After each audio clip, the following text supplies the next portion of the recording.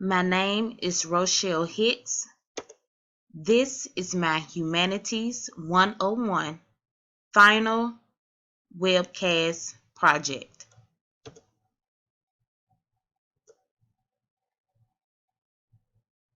The world is consistently changing around us. Many people have dwelled in the amazement of technology and forgotten about the importance of talking and learning about each other. Our different personalities, faiths, cultures, etc., make the world what it is, a unique and amazing place where humans thrive, survive, live, and grow. The only planet with living people in the entire solar system. This is Earth. This is the people. This is who we are, humanity.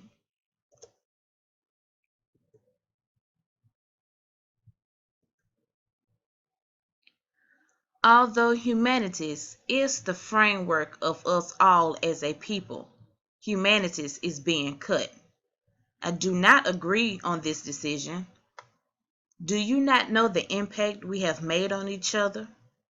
Without the study of humanities to give us a guide of how others see the world, we wouldn't know who we are. Humanities should be valued by everyone.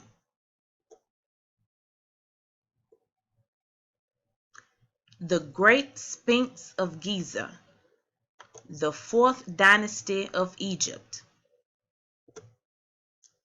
The Great Sphinx of Giza is a great example of early sculptural magnificence.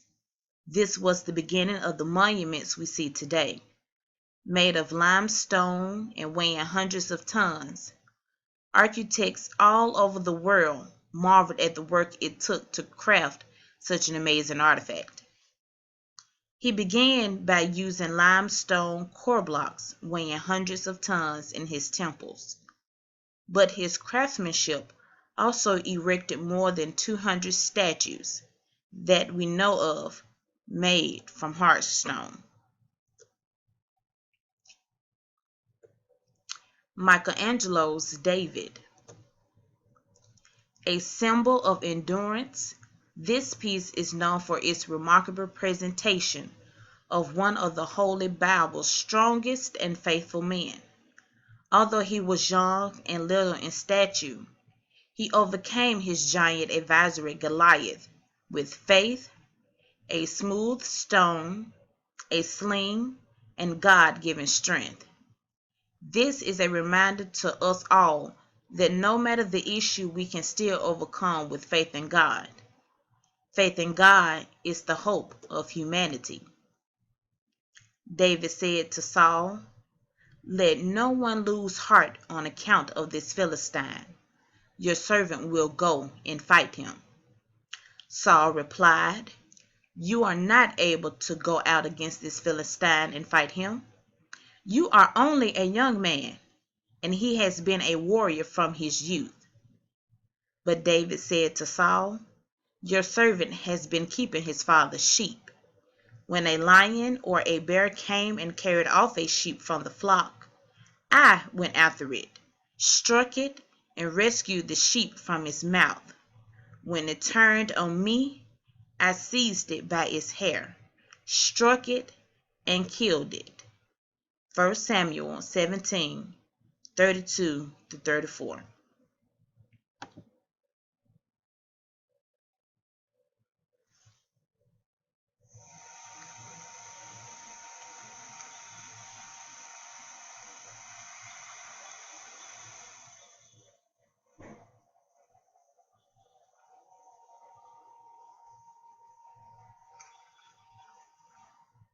May I introduce you to Michelangelo? That's him. That's his official bust of the so-called divine inspired artist. An entire life dedicated to art. Just think about it. He died at the age of 89. Considering for back then, this is a man of 100 something, if you want, compared with today's life expectancy. And I really want to have a glance, look into his eyes. He's the one who made these masterpieces we're going to discover right now. Welcome to the Accademia. In front of you is Michelangelo's masterpiece, David. Before we have a glance, though, I want to show you one of these unfinished statues, the so-called prisoners, slaves. And looking at these figures, you see Michelangelo's attention to anatomy. He did dissections, for example. This figure, if you look at every single muscle, you almost feel the effort the figure is making to hold up the weight. We call it Atlas, and it shows you beautifully that Michelangelo was convinced the figure is already perfectly hidden inside the block of stone, and the only thing he has to do, he has to free it from inside. And here we are in front of the most famous block of stone in the world, Michelangelo's masterpiece, his David. It's not only a block of stone, it's a masterpiece, and we'll discover together why. It's 17 feet tall, carved out of one single huge block of stone. And I want you to picture in your mind our little tiny Michelangelo. He was a man approximately that tall, a hammer and a chisel. That's it. It took him 3 years to carve the symbol of the city of Florence. David, who fights the giant Goliath, is a symbol for the city. It's a Florentine identity.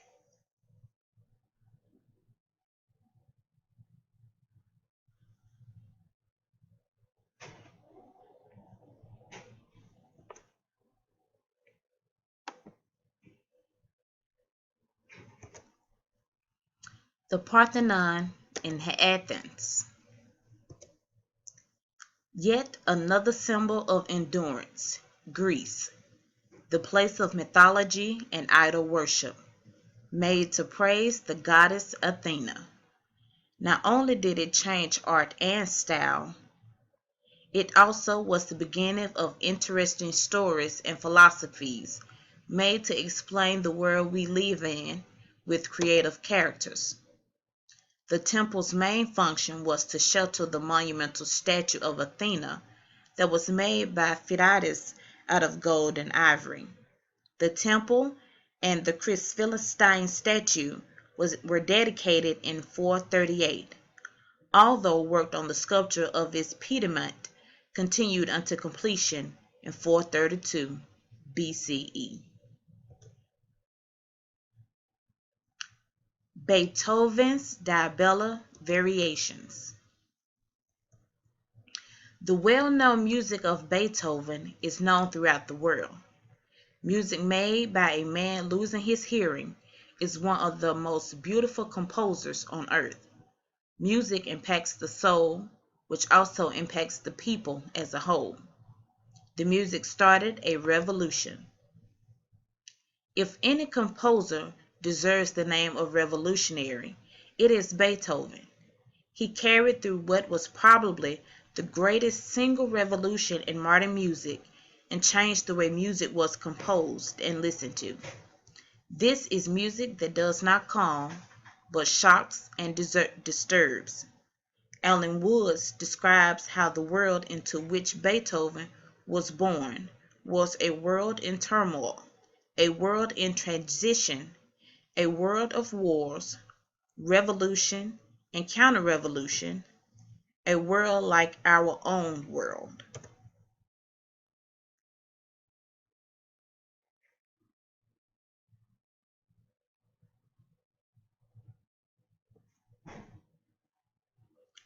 Michelangelo's Sistine Chapel.